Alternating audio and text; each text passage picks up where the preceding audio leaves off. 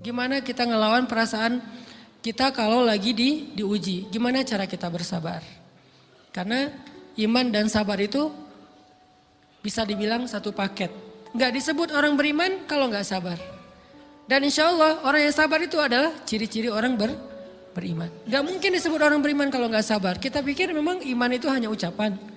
Kalau iman itu cuma ucapan, inna sholati wa nusuki wa mahyaya wa mamati lillahi rabbil alamin, gampang. Kalau iman itu cuma ucapan, hasbiyallah wa ni'mal wakil, gampang. Kalau iman itu cuma ucapan, la haula wa la quwata illa billah, gampang. Kalau iman itu cuma ucapan, iyyaka na'budu wa iyyaka nasta'in, gampang. Tapi Allah mengatakan, wa ma hum bimu'minin. Ahasiban nasu ayyutraku ayyakulu amanna wa hum la yuftanun. Emangnya cukup dengan hanya mengatakan kami telah beriman lalu tidak diuji? Ternyata iman adalah sabar dalam ujian. Jadi nggak mungkin orang disebut beriman sementara dia tidak sabar, sementara dia emosional, sementara dia temperamen, sementara dia orangnya meledak-ledak, sementara dia orangnya mengeluh, sementara dia orangnya berputus asa. Nggak mungkin. Karena ulama mengatakan la tayasu, jangan berputus asa. Fa innal ya's laisa min akhlaqil muslim atau mukmin. Karena sesungguhnya keputusasaan bukan di antara akhlak orang yang beriman. Orang yang beriman itu tidak pernah berputus asa. Serumit apapun masalah kita, kalau kita punya yakin sama Allah bahwa Allah ala kulli syai'in qadir, maka kita pasti akan punya harapan. Kalau kita yakin bahwa Allahu Akbar, sebesar apapun masalah kita, Allah lebih besar daripada masalah kita, kan? Bukankah kita mendengar Allahu Akbar, Allahu Akbar. Ada gitu yang lebih besar daripada Allah? Harusnya kita tidak pernah berdoa kepada Allah sambil mengatakan, ya Allah, saya punya masalah besar. Itu sama aja dengan kita ngeledekin Allah. Sama aja kayak kita datang ke teman kita bilang gini, saya mau pinjam duit. Enggak akan banyak kok, saya tahu kamu kalau kebanyakan kamu enggak akan sanggup. Kan enggak mungkin kita ngomong gitu kan ya. Saya lagi banyak hutang nih. Saya mau minta tolong sama kamu. Insya Allah saya enggak akan minta seutuhnya. Saya tahu kamu juga kurang duitnya. Saya minta dikit-dikit aja lah. Kan enggak gitu kan cara kita minta tolong. Sama aja kita doa, ya Allah saya punya masalah besar. Ngomong ke Allah punya masalah besar. Kalau kita ngomong ke manusia kayak gitu wajar. Tapi ke Allah, ya Allah saya punya masalah kecil nih. Apa? Ada hutang sedikit, berapa? 100 M. Allah kan ghaniyun, maha kaya. Jadi jangan pernah mengatakan 100 M itu besar di hadapan Allah. Kita ngeremehin Allah banget. Bukankah Allah maha kaya? Jangan pernah mengatakan bahwa musibah kita, ditinggalkan orang yang kita cintai, dibully seluruh dunia, itu besar di hadapan Allah. Bukankah Allah cukup buat kamu, kata kamu? Inna sholati wa nusuki wa mahyaya hasbiyallahu ni'mal wakil. Jadi Allahu Akbar. Sehingga kalau kita berdoa, ya Allah saya punya sedikit masalah. Bukankah Umar pernah mengatakan, ya nafsi, idza daqat alaikid dunya, fala taquli ya Rabbi indi hammun kabir, faquli ya hammun indi rabbun kabir. Wahai jiwaku, kalau kamu merasakan kesempitan, kegalauan, bingung, sakit, jangan pernah kamu mengatakan, ya Rabbi saya punya masalah besar. Tapi katakanlah, wahai masalah, saya punya Rob yang maha besar. Iman dan harapan, berharap, itu nggak bisa dipisahkan. Iman dan sabar itu nggak bisa dipisahkan. Iman dan berserah diri atau menyerahkan urusannya, tawakul atau kita nyebutnya tawakal, nggak bisa dipisahkan. Bagaimana kita mau menyebut diri kita mukmin sementara kita nggak sabar ketika diuji dengan perasaan? Alhamdulillah kalau kita selama ini masih bersabar dengan ujian fisik. Ujian fisik yang setiap hari kita alamin apa? Lelah, capek, pulang kerja, pulang sekolah, pulang dari kampus, ngaji. Capek kan? Belum lagi macet-macetan, belum mandi pula. Dari tadi pagi, dari semalam kurang tidur, dan segala macam. Lelah, capek, ngantuk. Kadang-kadang sampai drop kesehatan kita. Kita bisa laluin itu, gak apa-apa, capek-capek juga. Yang penting saya pengen belajar.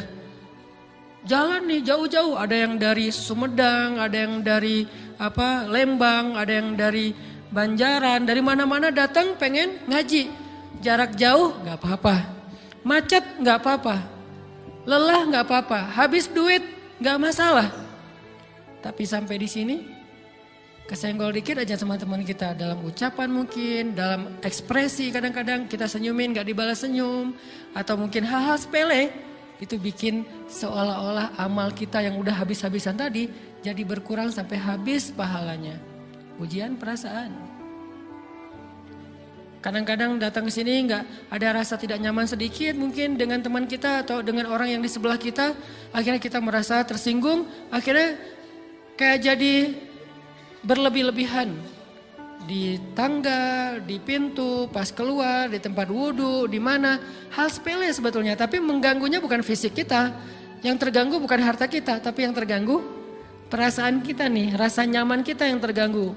Seolah-olah hilang semuanya. Jadi gak berarti, ini namanya ujian teman-teman. Mudah-mudahan kita bisa istiqomah dalam masalah perasaan ini. Pertanyaan sederhananya adalah gimana sih cara kita menghadapi itu? Saya juga lagi belajar, ini bukan kata saya ya, tapi saya coba merangkum dari beberapa hadis, dari beberapa ayat. Mudah-mudahan ini jadi semacam tips dari Allah, dari Rasul, cara kita supaya lebih sabar dalam menghadapi ujian, khususnya ujian perasaan.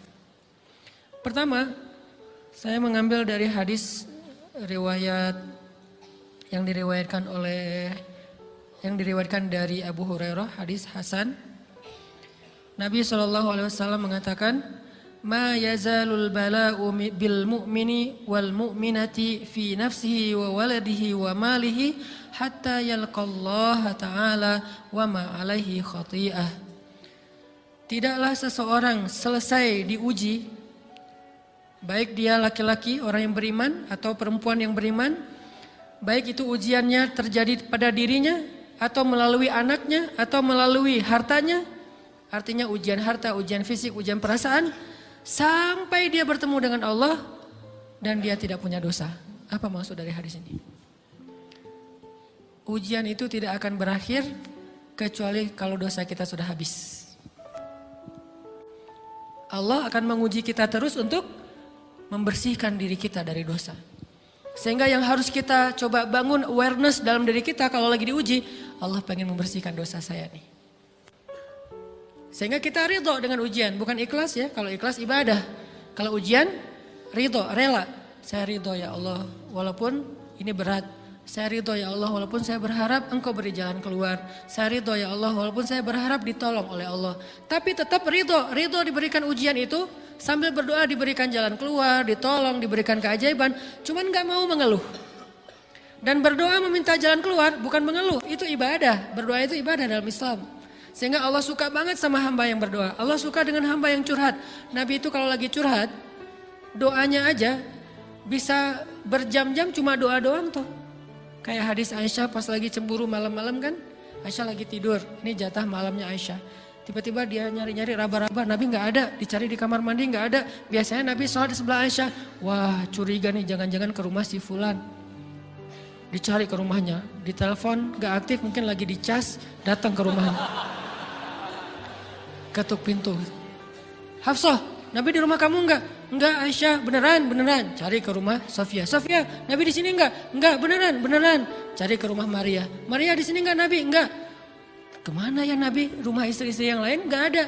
Pas balik ke rumahnya, ngelewat masjid, ngelihat Nabi lagi sujud di Masjid Nabawi, di mihrab. Dan Aisyah mendengar Nabi menangis sambil berdoa. Dan sujudnya itu seperti membaca 1 juz Al-Quran. Dan itu isinya doa nangis. Robbi. Jadi kalau kita katakan gak usah banyak berdoa sama Allah, malu. Justru Allah suka kepada hamba yang berdoa.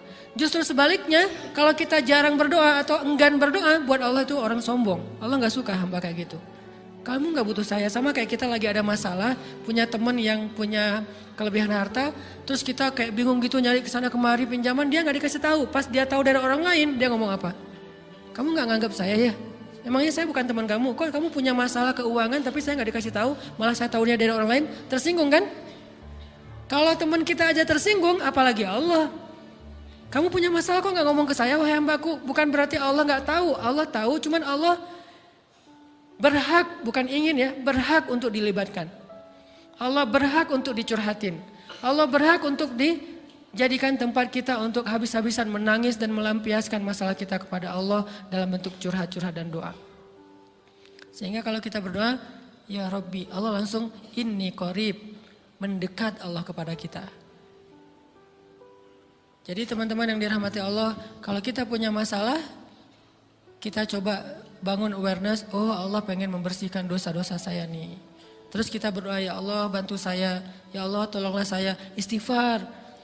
Saya kadang-kadang ngerasa nih, kalau ada dosa, ada kesalahan, ada kekeliruan yang saya lakukan misalnya gitu, kalau saya nggak kuat istighfarnya, bentar lagi akan diuji sama Allah. Ujinya macam-macam, alhamdulillahnya ujiannya masih ketahan. Pasti diuji sama Allah. Kalau istighfarnya nggak kuat, taubatnya tuh nggak kuat, langsung diuji sama Allah. Dan saya langsung sadar, oh benar berarti yang tadi ini lagi dihapus sama Allah nih. Perkencang lagi, perkuat lagi istighfar. Kenapa? Karena kalau istighfar kita kuat, berarti kan dosa kita dihapus dengan istighfar ya. Otomatis ujian kita durasinya berkurang. Makin kuat istighfar, makin berkurang. Kalau istighfarnya udah mantap, udah selesai, Allah cabut tuh ujian kita. Diganti dengan kebaikan. Jadi teman-teman, kita coba sadari, oh kalau Allah menguji saya, emang saya banyak dosa. Sebelum kita mencari kambing hitam, nyalahin orang lain, sebelum kita marah kepada orang lain, kadang wajar kita marah kepada orang lain gara-gara ucapannya, komennya, teks dari dia, wajar. Tapi sebelum itu, marah dulu kepada diri kita atas dosa dan kesalahan kita yang baru saja kita lakukan. Atau yang dulu kita lakuin dan belum benar-benar kita tinggalkan. Kalau kita ngerasa banyak dosa di masa lalu sebelum kita taubat, hijrah, berarti mungkin itulah alasan kenapa sekarang kita diuji setelah hijrah. Kenapa agak-agak harus jungkir balik setelah kita hijrah. Kenapa harus sedikit berdarah-darah setelah kita hijrah. Anggap aja itu untuk mengkifarat, membersihkan dosa-dosa kita yang telah lalu. Supaya apa? Supaya kalau kita pulang kepada Allah, kita pulang dalam keadaan bersih. Dan itu pasti akan menjadi orang yang paling beruntung. Daripada nanti diberesin di akhirat, mending diberesin di dunia kan. Soalnya kalau diberesin di akhirat itu lebih berat. Akhirat itu perlakuannya beda dengan di dunia. Di dunia kalau kita salah akan dibalas oleh Allah. Kalau kita belum taubat, dibalas oleh Allah sama. Tapi di akhirat ukurannya beda. Sehingga heran ya, kalau ada orang yang merasa beruntung lolos dari hukuman dunia, dia pikir dia udah lolos dari hukuman Allah. Mending dia beresin deh di dunia daripada nanti di akhir berlarut-larut. Itu bahaya banget. Kalau buat saya pribadi dan saya yakin teman-teman juga kayak gitu, gak mau ada masalah di akhirat, mending masalah di dunia aja. Tapi masalah di dunia juga kita gak mau berlarut-larut, pengen cepat dimudahin sama Allah. Caranya istighfar. Tidaklah Allah memberikan kepada kita ujian kecuali salah satu alasannya pengen menghapuskan dosa. Idza kathurat dzunubul 'abdi walam yakun lahu min amalin liyukaffiraha fabtalahu Allahu bil hazan liyukaffiraha. Kalau seorang hamba banyak dosa dan dia nggak cukup amal untuk mengkifarat dosa-dosanya, Allah akan menguji dia dengan rasa sedih, dengan rasa kecewa, dengan rasa berat, sakit hati untuk mengkifarat dosa-dosanya. Itu yang kita bangun. Sehingga kalau ada masalah sama orang lain, kita memperbaiki diri dulu.